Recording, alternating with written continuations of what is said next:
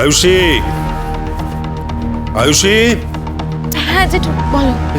তুমি রেডি তো? হ্যাঁ আমি রেডি, চলো। আচ্ছা এক মিনিট, নন্দিনী কোথায়? বর্দি তো রুমে আছে। হুম, তুমি এক কাজ করো তো, তুমি তটিনীকে একটা ফোন করে আসতে বলতো। যাও বলো। ছোটি ভাই, জিজু আর পিকো তো এই বাড়ির দরজার সামনে গাড়িতে আছে। হ্যাঁ, গাড়িতে রয়েছে? কি মুশকিল, গাড়িতে রয়েছে কেন? ওদেরকে বাড়িতে ডাকো। কি যন্ত্রণায় পড়া গেল। দীপালি কোথায়? আরে প্রাচী কোথায় যে যায় কাজের সময়? এই তো এই তো। কি হয়েছে? কি হয়েছে জেঠু? বলছি তোমার মেয়ে জামাই গাড়িতে বসে রয়েছে, ওদেরকে ডেকে আনো যাও। তবে হ্যাঁ শোনো, ওদেরকে ডেকে আনলেও কিন্তু ওদেরকে ঘরে ঢুকতে দেবে না। কি বলছোটা কি? ঘরে ঢুকতে দেবে না মানে? তোমার কি মাথা খারাপ হয়ে গেছে নাকি? মেয়ে জামাইকে ঘরে ঢুকতে দেবো না? না, ঘরে তো নিশ্চয়ই ঢুকতে দেবে। তার আগে আমাকে একটু প্রায়শ্চিত্ত করতে দাও। অনেক অন্যায় করছি শোন।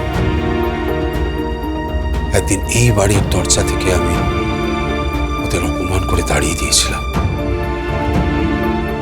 তাই আজ প্রয়োজন পড়লে আমি নিজে বরণ করে ওদের এই বাড়িতে ঢোকাবো। প্রায়শ্চিত্ত আমাকে করতেই হবে, প্রায়শ্চিত্ত। কি বলছো তুমি? যাকে শুনো, তুমি এক কাজ করো তো, বাড়িতে রয়েছে ওই কি বলো ওটাকে, ওই কুলো আছে বাড়িতে? হ্যাঁ, ঠাকুর ঘরে আছে তো। ঠাকুর আছে না? তাহলে একটা কাজ করো, তুমি মোটামুটি যতটা সম্ভব একটা সুন্দর করে বরণ ডালা সাজিয়ে আনো। হ্যাঁ, সাজিয়ে আনো। আজ আমি নিজে হাতে আমার জামাইকে বরণ করব।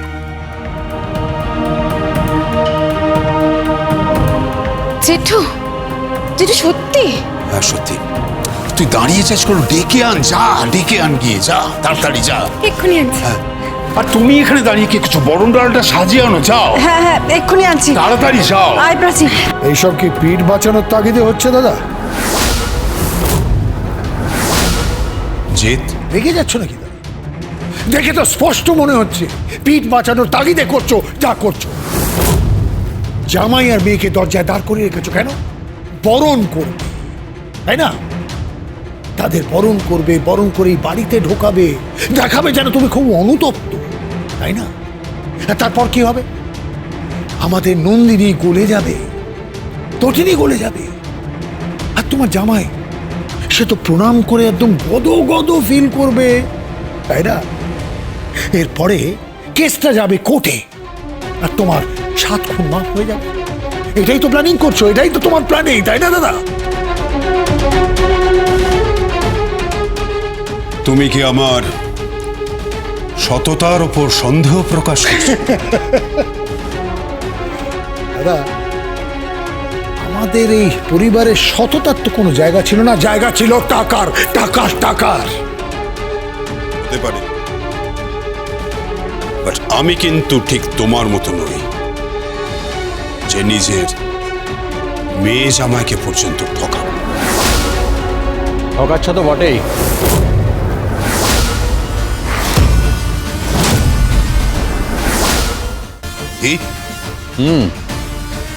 ঠকাচ্ছ তো বটেই, আজকে আবার ঠকাবে। ওদের গাড়ির থেকে নামিয়ে গেট অবধি নিয়ে আসবে, তারপর বরণ করবে। এটা ঠকানো ছাড়া আর কিছু না। বাবিন, নিজের সীমার মধ্যে থাকো। তুমি ভুলে যেও না যে তুমি কার সঙ্গে কথা বলছো। আরে ভাবিন, কেন কথা বাড়াচ্ছ বলো তো?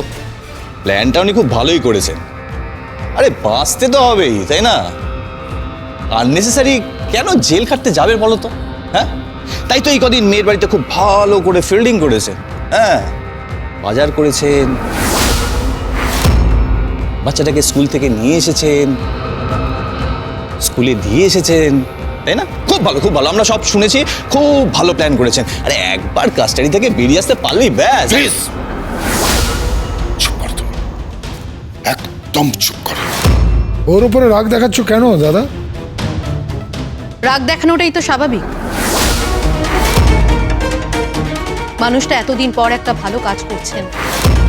যে জামাইকে এতদিন ধরে অবহেলা করেছি, ইগনোর করেছি, যে জামাইকে এই বাড়িতে ঢুকতে পর্যন্ত দেয়নি, দুবেলা শুধু জামাইয়ের মৃত্যু কামনা করেছে, সেই জামাইকে আজকে নিজে হাতে বরণ করছে, এর থেকে তো ভালো কাজ আর কিছু হতেই পারে না। হ্যাঁ ঠিক ঠিক, এর থেকে ভালো তো কিছু হতেই পারে না।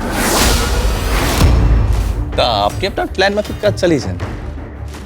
তা নন্দিনী, আজকে নিশ্চয়ই এই কেসটাতে ওনাদেরকে একটু ওই কনসিডার করা হবে। মানে যদি একটু প্ল্যান করে এই কেসটা থেকে যদি ওনাকে সরিয়ে রাখা যায়।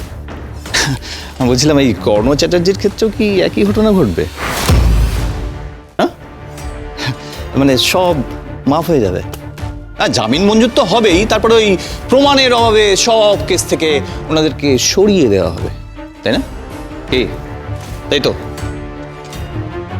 তুমি ঠিক কি মিন করতে চাইছো বলো তো? তুমি খুব ভালো করে বুঝতে পারছো আমি ঠিক কি মিন করতে চাইছি। আমরা এসে গেছি। হ্যাঁ,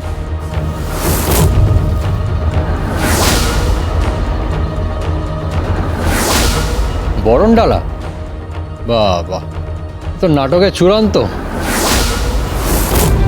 বাবিন, তুমি এভাবে কথা বলছো কেন? তা বরণ ডালা নিয়ে এখন কি হবে? ভাবি, তুমি একটা ইন্টেলিজেন্ট ছেলে, বোকা বোকা প্রশ্ন করছো কেন? বরণ ডালা দিয়ে বরণ করা হয়। হ্যাঁ, এই বাড়ির জামাই যাকে এতগুলো বছর আগে বরণ করা হয়নি, তাকে আজ বরণ করা হয়। হ্যাঁ, কি দাদা, সত্যি কথা বলছি তো। জামাইকে মেয়েকে বরণ করে বাড়িতে ঢোকাবে, নাতনির সাথে খেলবে, সুখের সংসার, তাই না? ওই typical middle class family. Actually তুমি তো বাসে চাপও শুরু করে ফেলেছো, রিফিউজি মার্কেট থেকে জামা কাপড় পরছো, আবার ওই গাছপাঠা খাচ্ছ, মেয়ের কথায় উঠবোস করছো, তাই না দাদা? সব বুঝি দাদা, সব বুঝি। কেউ সোজা আঙুলে ঘি তোলে, কেউ আঙুল বেঁকিয়ে ঘি তোলে। Shut up!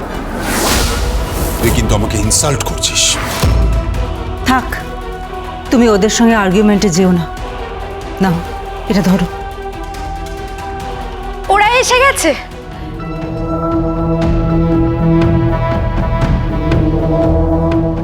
আয় ছোটি আয়, জিজু এসো। তোরা এখানেই দাঁড়া।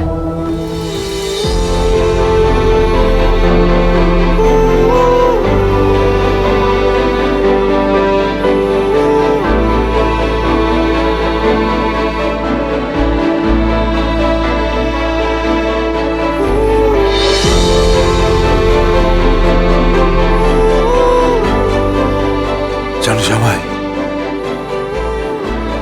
এরা সবাই বলছে আমি নাকি নাটক করছি। হ্যাঁ, আমার সব ইমোশনস গুলো নাকি মিথ্যে।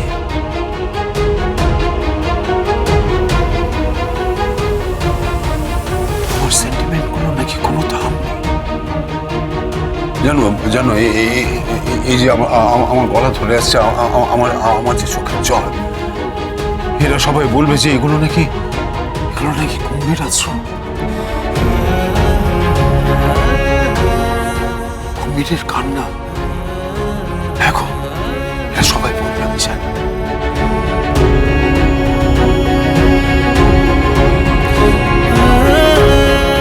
আমার ভাই, আমার এই পরিবারের প্রত্যেকটা লোক বলছে আমি নাকি প্ল্যান করছি,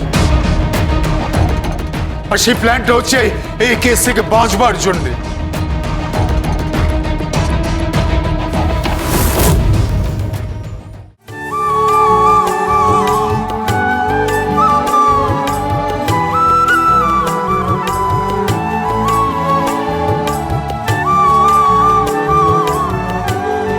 ড্রামা হচ্ছে, ড্রামা। পুরুষ মানুষ বাড়িতে দাঁড়িয়ে বরণ করছে। আপনারা কোথায়? বাড়িতে আছি, এক্ষুনি বেরোবো। আমার ধারণা কোর্টে পৌঁছানোর আগেই অনেক ঘটনা ঘটে যাবে। কি ঘটবে দেখুন। পরশুরাম।